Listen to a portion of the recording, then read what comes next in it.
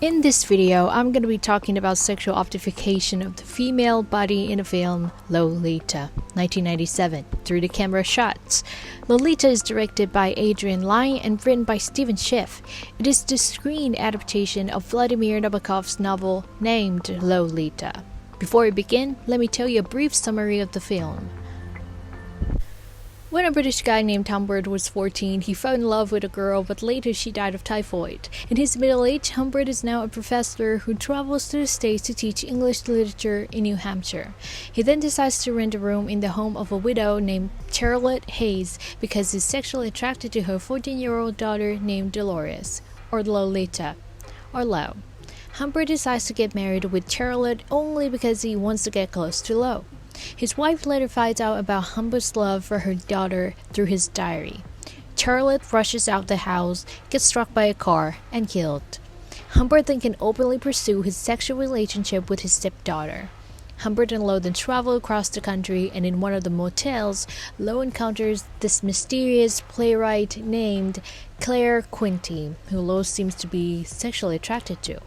But Humbert and Lo finally get out of the motel and continue their journey and eventually settle in Bursley, where Humbert starts a teaching career and Lo is sent to an all-girls Catholic school. Over time, both of them start to get into a lot of fights, and Lo finally escapes with Quinty, the mysterious guy she met at the motel, and Humbert couldn't search for her. And then 3 years later, Humbert receives a letter from Lo asking for money.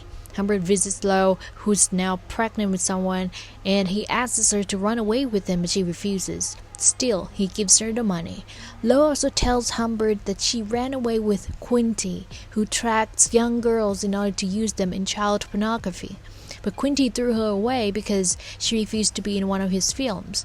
After that, Humbert starts tracking down Quinty, kills him, gets arrested, and dies in prison. And Lo dies in childbirth the next month on Christmas Day. Now let's take a look at the definition of sexual objectification.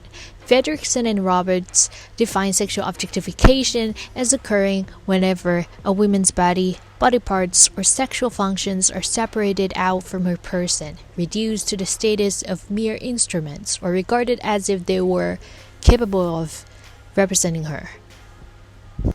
Sexual objectification is also related to the term male gaze. According to theconversation.com, the term male gaze coined by Laura Mulvey means a sexualized way of looking that empowers men and objectifies women. In male gaze, women are visually positioned as an object of heterosexual male desire because they're passive, while men are shown as active. Then they're the barrier, the gaze. There are 3 barriers of the gaze: the male protagonist, the camera's eye, and lastly the spectator. And the male gaze or sexual objectification can be done through 2 forms of scopophilia: voyeurism and fetishism.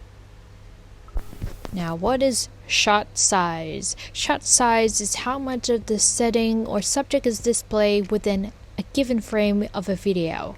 And this is the camera shot size diagram.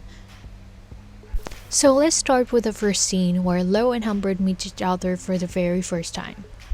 This is probably the equivalent of the medium close-up shot. The medium close-up frames the subject from roughly the chest up, so it typically favors the face, but still keeps the subject somewhat distant.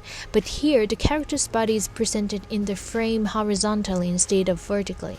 So even though the shot is considered as medium close-up shot, it includes her knees up to her head. However, if we really look at the shot again, we'll notice that the head is hidden behind an object, which is the green bush in this case. So, only the area from her knees up to her neck is shown, while her face is omitted.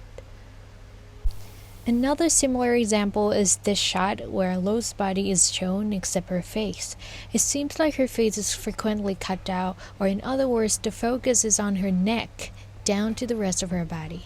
We know that the audience and the cameraman are the staple barriers of the gaze, but these scenes are created to imitate the perspective of our male protagonist, Humbert. So when the male protagonist is the person who does the gazing, he's positioned as an active, while the person who's being looked at, which in this case is the female protagonist, has a passive role. And male gaze signifies the sexual objectification of the female body. The cutout of her face and her head is also in a way dehumanizing the girl. She becomes something non-human without the presence of her head. One thing I want to point out is in this particular shot, we're looking through Humbert's eyes, and this gives the audience the voyeuristic experience. Why?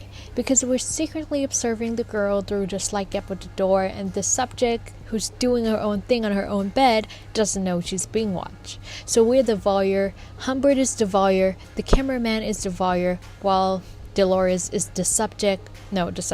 She's the object of our gaze. Then she's being sexually objectified. However, this phenomenon of the headless woman is quite common than we think. Let's move a little bit back to the year 2016. Marcia Belsky was calling out Hollywood for reducing women to mere sexual objects in her Headless Women of Hollywood project. Female body parts, whether it's their backsides, breasts, or legs, are the main focal point in those posters featuring the project, and their heads are missing. She wrote, by decapitating the woman, she becomes an unquestionably passive object to the male gaze. The questions of her consent is removed completely alongside her head, and her purpose becomes solely that of being looked at by men obediently. Next, we're going to look at the close-up shot that objectifies the female body in the film.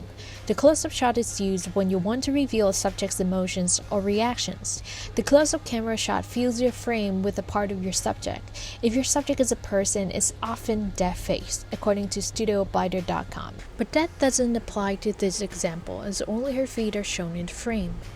This is also another example where Dolores' feet are shown, before the camera gradually moves upwards to reveal the rest of her body. The face then again becomes a less significant element, as the first thing which is shown is her feet. This fragmentation of Dolores' body is considered as sexual objectification, and this also encourages fetishism, as the barriers of the gaze get some sort of pleasure from looking at separated parts of the female body. Sexual objectification of the female body also occurs in the full shot. A full shot is a camera shot in film that lets your subject fill the frame, head to toe, while still allowing some features of the scenery. In this scene, Humbert is looking at Dolores from behind, so what appears in the shot is her full body, from her toe to her head, but not her face, again, dehumanizing the girl. However, the purpose of the highly sexual objectification of the female body in those shots might be used to imply Humbert's strong sexual drive towards Dolores, because those shots are taken from the very beginning of the film, where the two just get to know each other. According to the story, this is probably the second time that Humbert feels sexually attracted to someone again after the girl he loves dies. So those shots illustrate how Humbert fantasizes Dolores, but again, those shots, which come from Humbert's perspective, still sexually objectify the female body. Now we're going to talk about the shots which don't seem to come from Humbert's point of view, or to put it another way, the sexual objectification of the female body in those shots has almost no significance to the storyline. Dolores forgets to say goodbye to her stepdad, so she runs up the stairs and hops on him to give a goodbye kiss. This is a medium close-up. The medium close-up frames the subject from roughly the chest up, so it typically favors the face, but still keeps the subject somewhat distant, according to the StudioBiter.com. But in this shot, it is used to highlight her legs instead, and this doesn't come from Humbert's eyes. Another shot that sexually objectifies the female body is this one. As it can be seen, the area of her legs up to her backside is shown, and a lot of skin is revealed in the frame through the medium close-up shot, like compared to the male protagonist's body. And also the tilt angle in the shot helps reveal the entire legs of the female character, including her backside. There's no need to state whether or not this is sexual objectification of the female body, because it's quite obvious. But the point which kind of exacerbates the problem is the fact that this is made solely for the audience and the man behind the camera to enjoy. So next is called the medium shot. The medium shot is one of the most common camera shots out there.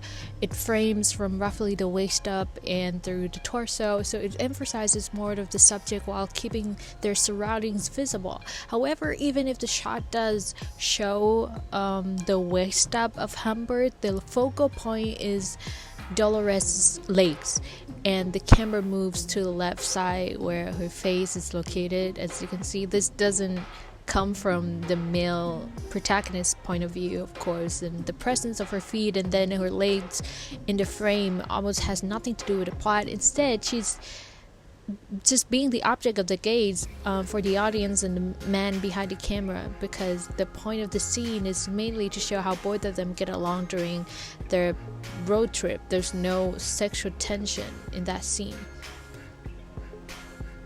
Another shot which has almost no significance to the storyline is this one. This is the scene where Lo and Humbert arrive at a new motel, and Humbert is taking a shower while Dolores is lying on the motel's bed. But there's this series of Lo's full shot lying in different positions, so the presence of her body in the frame is to serve the audience and the cameraman's gaze. This objectification of her body in the scene is very unnecessary. One interesting thing that can be noticed is a lot of feet or leg shots frequently pop up here and there in the film, and it might imply Humbert's obsession with female feet or legs, or in other words, he might have some sort of foot fetish.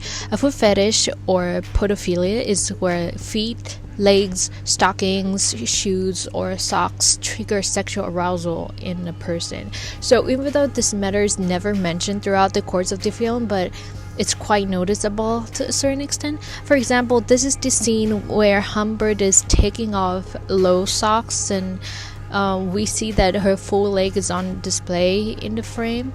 And or the scene at the beginning of the film, the two protagonists are hanging out on the swing bench, and boom, the close-up shot of one of Lo's feet.